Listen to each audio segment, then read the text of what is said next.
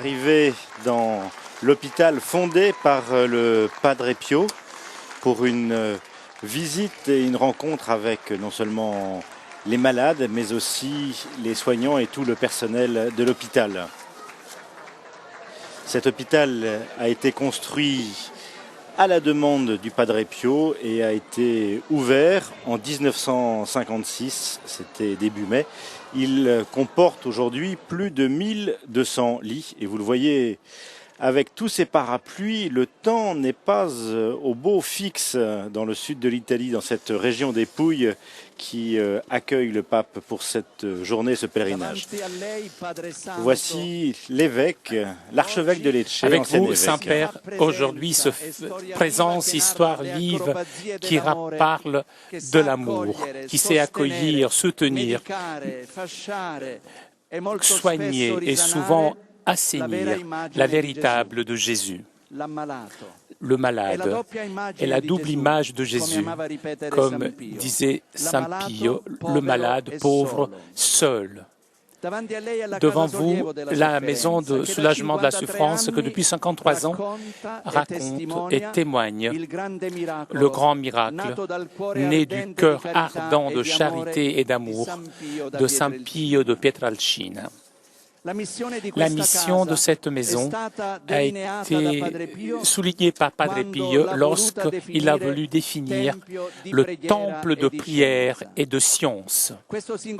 Ce temple nous rappelle le sang fondateur. S'il était seulement soulagement des corps, ce serait seulement une constitution d'une clinique modèle. En réalité, cet endroit est, disons, opérant de l'amour de Dieu par la charité. Le travail quotidien qu'accompagne tous ceux dans cette maison sont au service des malades et la pratique de la charité, constante, attentive, participante. Voilà pourquoi nous avons besoin de multiplier et de faire grandir les réserves d'amour dont nous parlait Saint Pio. D'autant plus il y aura d'amour chez les autres, d'autant plus on pourra en donner aux autres. Le travail est important. Parfois nous ressentons nos limites, nos incompétences. Pas toujours l'exercice de l'amour sait s'exprimer, se donner avec générosité totale. Mais nous savons de ne pas être seuls dans cette tâche et dans ce service. Padre Pio confiait au groupe de prière de lui appeler des positions avancées de cette citadelle de la charité, la maison de soulagement de la souffrance. Leur prière soutient la maison, réconforte les souffrants, guérit les malades, élève l'assistance sanitaire, donne la force morale à la chrétienne résignation, aux souffrances humaines. C'est comme cela que disait Saint Pio. Aujourd'hui, il y a aussi des groupes de prière de Padre Pio qui frappent et qui siègent le corps de Dieu comme des intercesseurs et témoins de charité. Au nom de tous les malades, les médecins et les employés de cette école, de cet hôpital, conseil d'administration de la maison de soulagement et de la fondation Maison de soulagement, je vous exprime toute notre gratitude et je vous assure de la prière que chaque jour pour votre personne et pour votre ministère de pasteur de l'Église universelle monte d'ici. Saint-Père, dans ces dernières années, nous avons lutté, nous avons travaillé à plusieurs pour garantir à cette charité de Padre Pio la possibilité de continuer de vivre et d'offrir le service de l'amour à nos frères qui souffrent. Le Seigneur, soutien et providence de ses enfants a été proche de nous. Je remercie pour la confiance que vous a été accordée. Je vous confie ce chantier de prière, demandant et invoquant sur ce chantier votre bénédiction. Voilà, salutations de Monseigneur Ambrosio, donc évêque archevêque de Lecce aujourd'hui, qui était évêque jusqu'à très peu de Manfredonia. Voici le mot d'accueil du directeur général, le docteur Krupi. Saint-Père, un premier anniversaire, notre fondateur, après avoir manifesté toute sa reconnaissance au pontife, qui a disposé souverainement que cet endroit ait un aspect juridique pour les buts qui sont présidés et rappelés qu'ici, on a prié toujours assidûment pour la personne du vicaire du Christ. C'est comme cela qu'est terminée son oraison. La Vierge réchauffe l'amour de ses enfants envers le vicaire de Jésus sur terre. Fidèle aux enseignements de Saint Pio de Pietrelcina, en obéissance en prière et avec les cœurs comblés d'amour filial, nous tous, ici, nous avons le privilège de travailler avec nos familles et groupes de prière et en union avec tous nos malades, tout particulièrement les enfants malades. Nous vous adressons notre bienvenue et nous vous remercions pour le don de votre présence.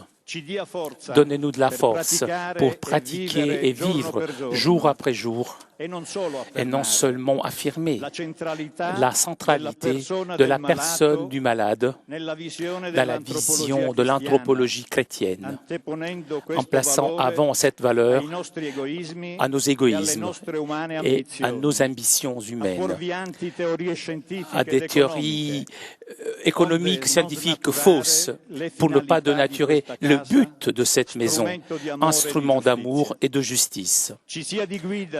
Guidez-nous pour affronter les grands défis éthiques placés par un développement chaotique de la médecine, que dans un avenir désormais proche se concentrera toujours plus sur l'emploi des nanotechnologies, des bionanotechnologies et de la post-génomique, c'est-à-dire la personnalisation des soins sur la base au profil génétique de chaque personne. En tant qu'institut scientifique de recherche pour la génétique et attend d'aspiration catholique, nous serons présents pour ce défi. Nous les affronterons dans le sillon tracé par l'Église. Le don de votre présence doit être un viatique pour nous, pour commencer humblement et concorde les œuvres complexes et grandes nécessaires pour rendre cette maison toujours plus grande, toujours plus belle, afin qu'elle ne meure pas et qu'elle ne devienne pas la cité, afin qu'elle devienne la ville, la cité de pointe dans le domaine hospitalier. Nous espérons d'être toujours dignes de la grande histoire qui est née dans ces lieux. C'est comme lui, Saint Pio, nous croirons en la prière, cette force unie de toutes les âmes qui fait bouger le monde, qui renouvelle les consciences, qui soutient la maison. Si, comme lui, nous sommes animés par l'amour pour nos frères qui souffrent, alors même ce défi pourra être gagné. Saint-Père, malgré les limites de notre être homme, nous voulons réaliser et accomplir nos devoirs avec foi encore plus grande, avec fidélité à l'Église et à son magistère, en suivant l'exemple tracé par notre fondateur. Merci de votre présence, pour vos paroles et pour votre bénédiction. Voilà, salutation du directeur de cet hôpital de dimension aujourd'hui presque régionale avec 1200 lits. C'est un hôpital qui appartient au Saint-Siège, au Vatican. Voici maintenant le mot d'accueil d'une malade.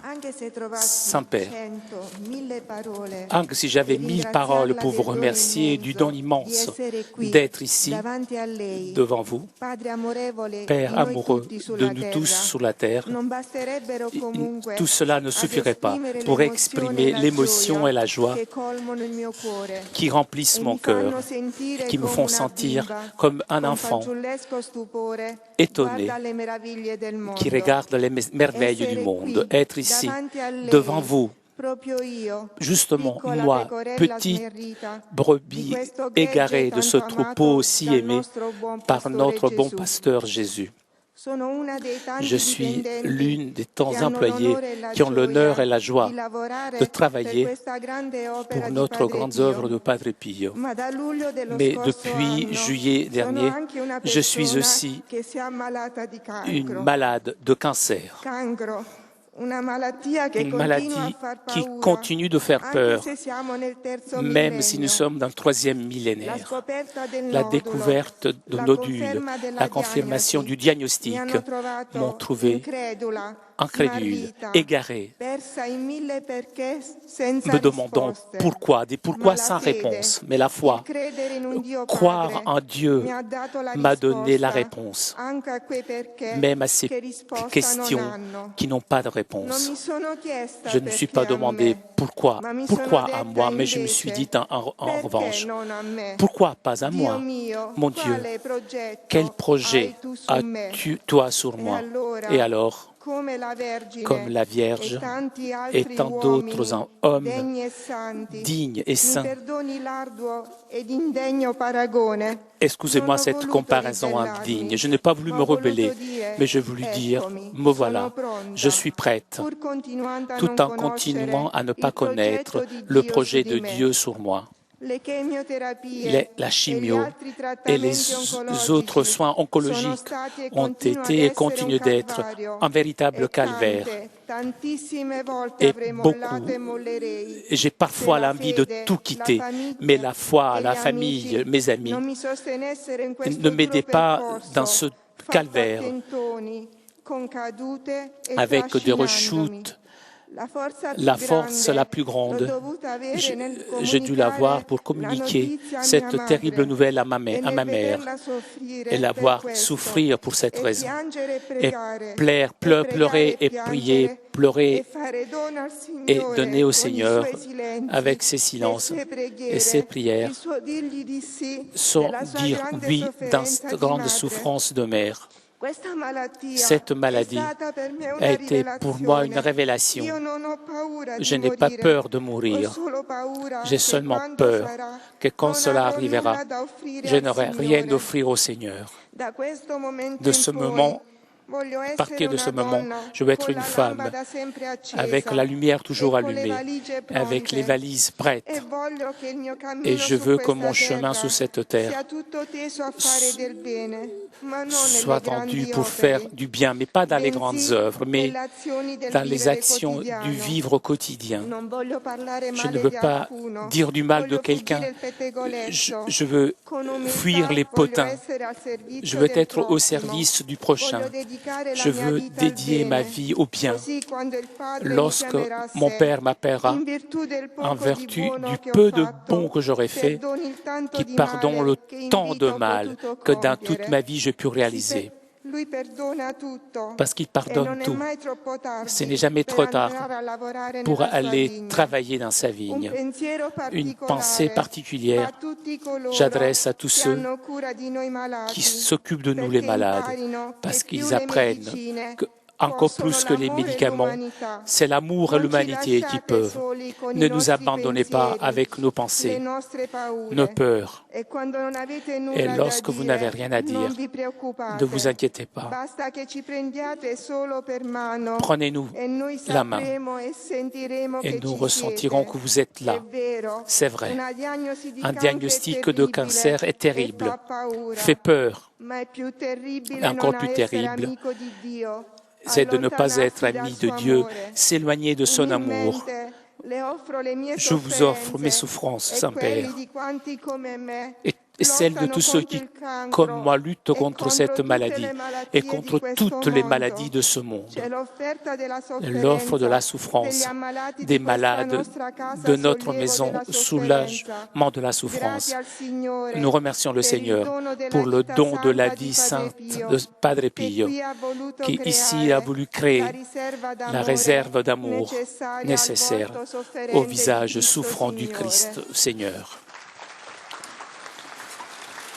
Émouvant témoignage en guise d'accueil du pape de cette membre du personnel qui aujourd'hui est donc malade, bénéficiant de toute cette technologie et de cette humanité mise dans cet hôpital fondé par le Padre Pio.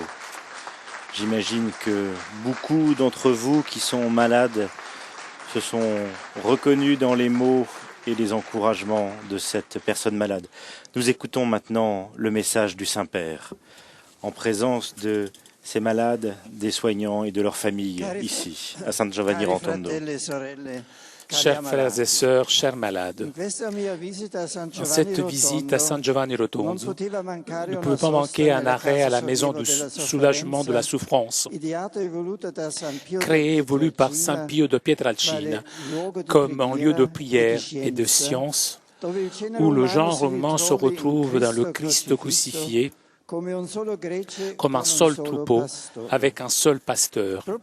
Justement pour cela, il voulut la confier au soutien matériel et surtout spirituel des groupes de prière qui ici ont le centre de leur mission au service de l'Église. Padre Pio voulait que dans cette structure sanitaire, l'on pût toucher de la main l'engagement de la science pour soigner le malade ne doit jamais s'éloigner d'une confiance filiale envers Dieu, tendre et miséricordieux. Inaugurant ce centre le 5 mai 1956, il est défini comme la créature de la Providence. Il parlait de cette institution comme d'un grain de blé déposé de Dieu sur la terre, et lui le réchauffera avec les rayons de son amour. Me voici donc parmi vous pour remercier Dieu pour le bien que depuis plus de 50 ans, fidèle aux directives d'un humble frère capucin, vous faites dans cette maison de soulagement de la souffrance, avec des résultats importants sur le plan scientifique et médical. Malheureusement, je ne peux pas, comme je voudrais, visiter chaque service et saluer un par un tous les malades, avec tous ceux qui en prennent soin. Je voudrais cependant faire arriver à chacun, les malades, les médecins, les familles, les opérateurs sanitaires et pastoraux, un mot de réconfort paternel et d'encouragement à poursuivre ensemble cette œuvre évangélique pour le soulagement de la vie souffrante, valorisant chaque ressource pour le bien humain et spirituel des malades et de leurs familles. Avec ces sentiments, je vous salue vous tous cordialement, en commençant de vous, frères et sœurs, vous qui êtes éprouvés par la maladie. Je salue ensuite les médecins, les infirmiers, le personnel sanitaire et administratif.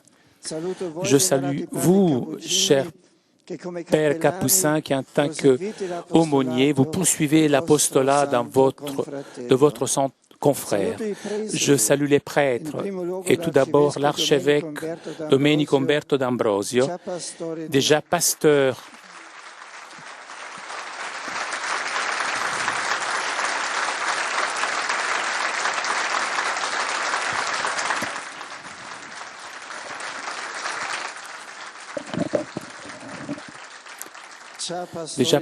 de ce diocèse, est maintenant appelé à guider la communauté diocésaine de Lecce. Je le remercie pour les paroles qu'il a voulu m'adresser en votre nom. Je salue aussi le directeur général de l'hôpital, Dr Domenico Crupi, et le représentant des malades. Et je suis reconnaissant pour les expressions gentilles et cordiales qui m'ont adressé, me permettant de mieux connaître ce que l'on fait ici et l'esprit avec lequel vous le réalisez. À chaque fois que l'on rentre dans un lieu de soins, ma pensée va naturellement au mystère de la maladie et de la douleur, l'espérance de la guérison et à la valeur de la santé dont l'on se rend compte souvent seulement alors qu'elle n'est plus là. Dans les hôpitaux, l'on touche de la main le précieux, l'importance de notre existence, mais aussi sa fragilité. En suivant l'exemple de Jésus qui parcourait toute la Galilée, enseignant toutes sortes de maladies et d'infirmités dans le peuple, l'Église, dès ses origines, poussée par le Saint-Esprit, a considéré comme son propre devoir et privilège d'être à côté de ceux qui souffrent, en cultivant avec une attention préférentielle pour les malades. La maladie, qui se manifeste en tant de formes et qui frappe de façon différente, suscite des questions inquiétantes. Pourquoi souffrons-nous? Pouvons-nous estimer positive l'expérience de la douleur? Qui peut nous libérer de la souffrance et de la mort? Ce sont des questions existentielles qui restent humainement la plupart du temps sans réponse. Puisque la souffrance constitue une énigme sans réponse pour la raison. La souffrance fait partie du mystère même de la personne humaine. Et c'est ce que j'ai souligné dans l'encyclique Spes Salvi, en remarquant qu'elle vient d'un côté de nos limites et de l'autre par l'ensemble des fautes que tout le long de l'histoire s'est cumulé et dans le présent grandit de façon inarrêtable. Et j'ai ajouté que certainement il faut faire tout le possible pour diminuer la souffrance, mais éliminer complètement du monde, ça ne fait pas partie de nos possibilités, tout simplement parce que personne d'entre nous est en mesure d'éliminer le pouvoir du mal, continuellement source de souffrance. Qui peut éliminer le pouvoir du mal, et c'est seulement Dieu. Justement parce que Jésus est devenu dans le monde pour nous révéler le dessein divin de notre salut. La foi nous aide à pénétrer le sens de tout l'humain et donc aussi de la souffrance. Existe donc une relation intime entre la croix de Jésus, symbole de la douleur suprême et prix de notre véritable liberté, notre douleur qui se transforme et se sublime lorsqu'il est vécu dans la conscience de la proximité et de la solidarité de Dieu. Padre Pio avait compris cette vérité profonde et lors du premier anniversaire de l'inauguration de cette œuvre, il a dit que dans cette structure, le souffrant doit vivre l'amour de Dieu en acceptant ses douleurs et dans la méditation sereine de sa destinée vers lui. Il faisait encore remarquer que dans la maison de soulagement, les malades, les médecins, les prêtres seront des réserves d'amour. Et cet amour sera d'autant plus abondant qu'il pourra se communiquer aux autres, être des réserves d'amour. Voilà, chers frères et sœurs, la mission que ce soir notre Saint nous rappelle et vous rappelle qu'à différents titres, vous formez la grande famille de cette maison du soulagement de la souffrance. Que le Seigneur vous aide à réaliser le projet commencé par Padre Pio avec l'aide de tous, des médecins, des chercheurs, des opérateurs sanitaires et des collaborateurs de différents bureaux, des volontaires, des bienfaiteurs, des frères capucins et des autres prêtres, sans oublier les groupes de prière qui, à côté de la maison du soulagement, sont les positions avancées de cette citadelle de la charité, vivier de foi, des foyers d'amour. Sur tous et chacun, j'invoque l'intercession de Padre Pio et la protection maternelle de Marie, santé des malades. Merci encore de votre accueil. Et alors que j'assure ma prière pour chacun d'entre vous, de tout cœur, je vous bénis.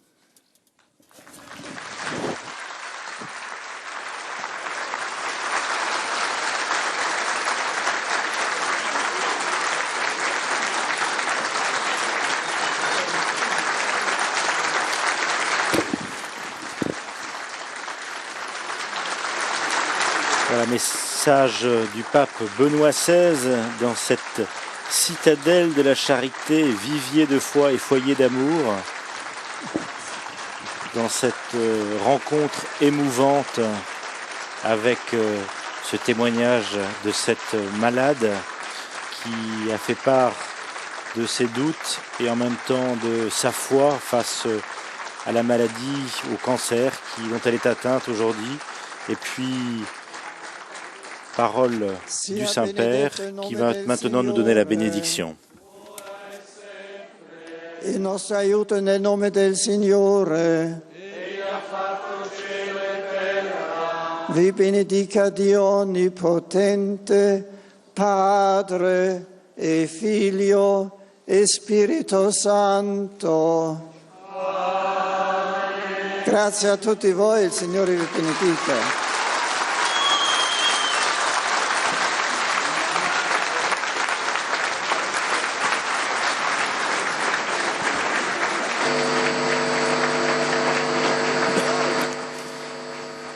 Voilà, rencontre avec les malades, le personnel de l'hôpital et leurs familles, avec les 1200 malades accueillis dans cet hôpital.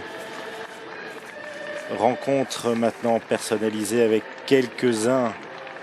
Le pape l'a rappelé, malheureusement il ne peut pas rencontrer comme il l'aurait souhaité un par un tous les malades et les soignants de l'hôpital.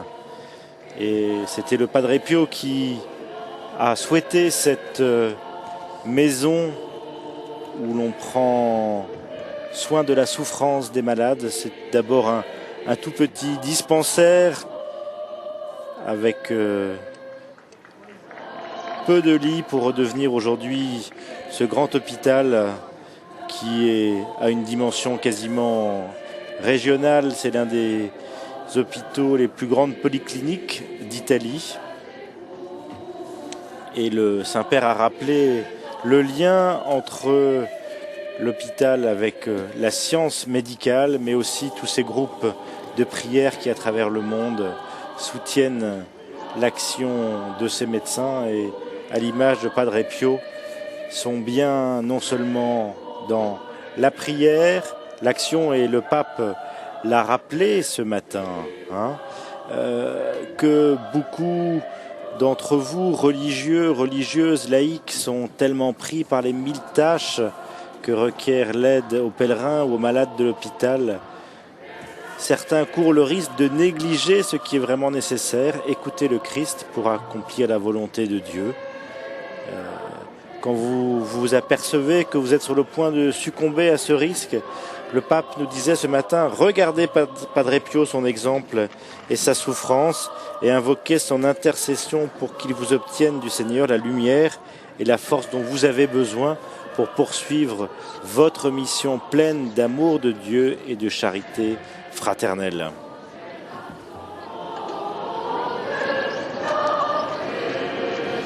Cette maison du soulagement de la souffrance est vaste de 100 000 mètres carrés, plus de 26 départements de médecine et de chirurgie sont au service de la souffrance des malades de la région. Il y a aussi une volonté importante avec un axe autour de la recherche scientifique, avec une volonté d'apporter une contribution significative au progrès de la médecine, avec des résultats significatifs qui sont reconnus internationalement.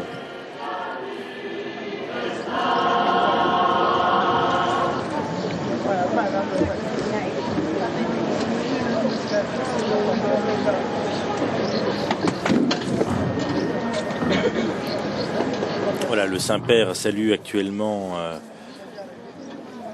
les médecins et autres responsables de cet hôpital.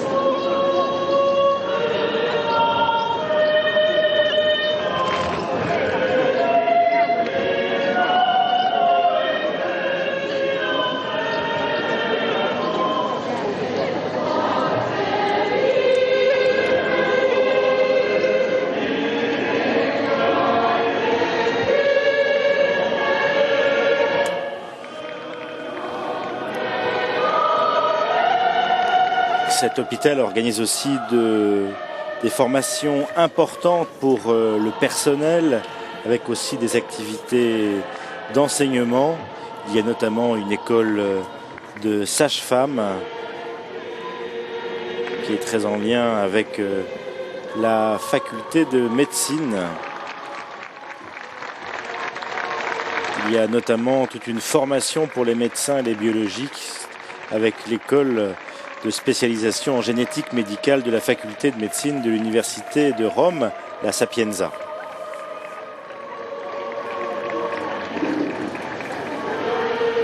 Alors que vous le voyez, le soleil se lève dans cette région des Pouilles, donc au sud de l'Italie. Voilà, le Saint-Père remonte maintenant dans sa papamobile et va parcourir les quelques mètres qui le séparent de cette église devant laquelle il a célébré ce matin sur le parvis la messe. La nouvelle église de San Pio, de Padre Pio, et qui a été consacrée le 1er juillet 2004. Le bâtiment, vous allez le voir, est résolument moderne et c'est la deuxième plus grande église d'Italie par la taille, après la basilique Saint-Pierre à Rome, la basilique Vaticane.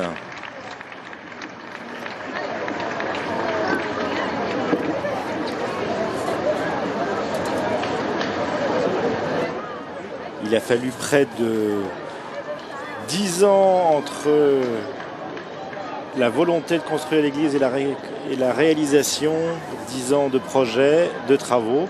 Et maintenant, le Saint-Père va aller prier et rencontrer les religieux, religieuses, les prêtres et les jeunes de San Giovanni Rotondo et du diocèse dans cette église Padre Pio qui peut accueillir près de 7000 personnes.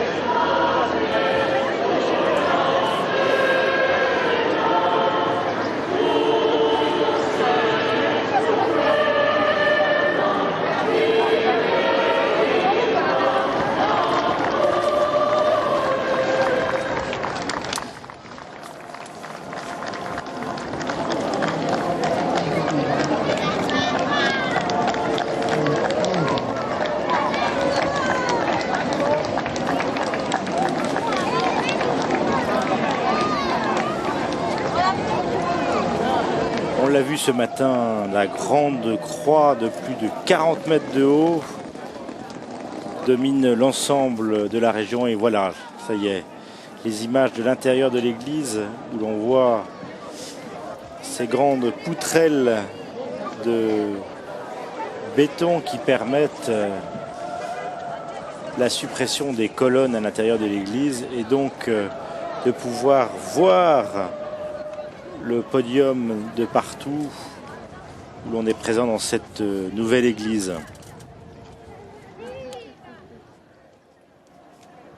Nous le verrons tout à l'heure, le tabernacle est sculpté à partir d'un seul bloc de lave issu de l'Etna.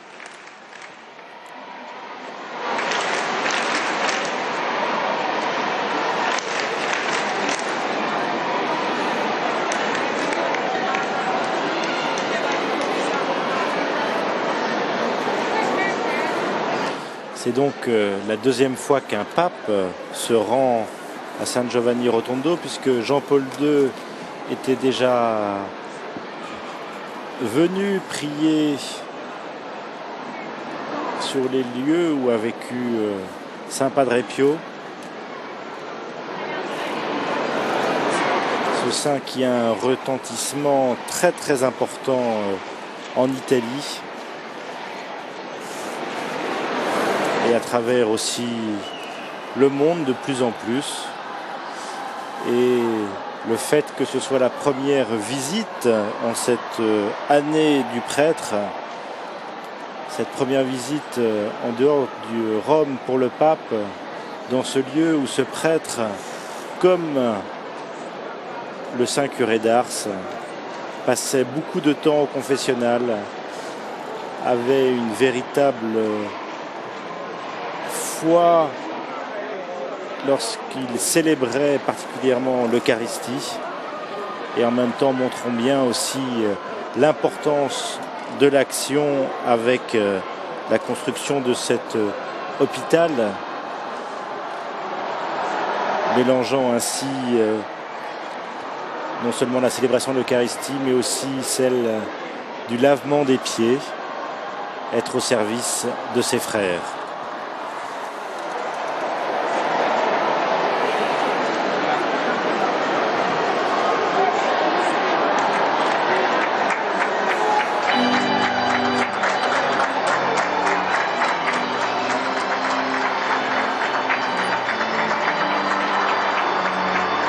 Alors que le pape arrive maintenant à la porte de cette église, qui a, bien qu'elle se trouve dans une zone avec un important risque sismique, a été construit de façon à pouvoir résister à des forces allant jusqu'à 6 fois plus élevées que ceux causés dans les tremblements de terre actuels, montrant bien la volonté de cette église dans sa pérennité.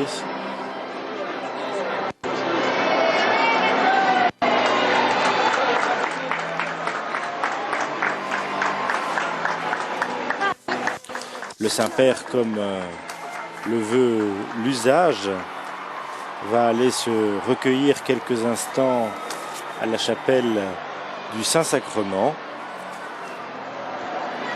avant de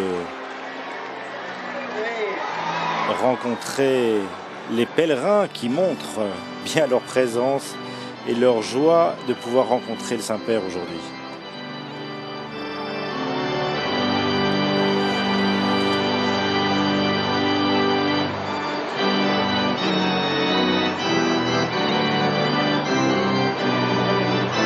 Cantiamo insieme a pagina 3 il canto d'inizio.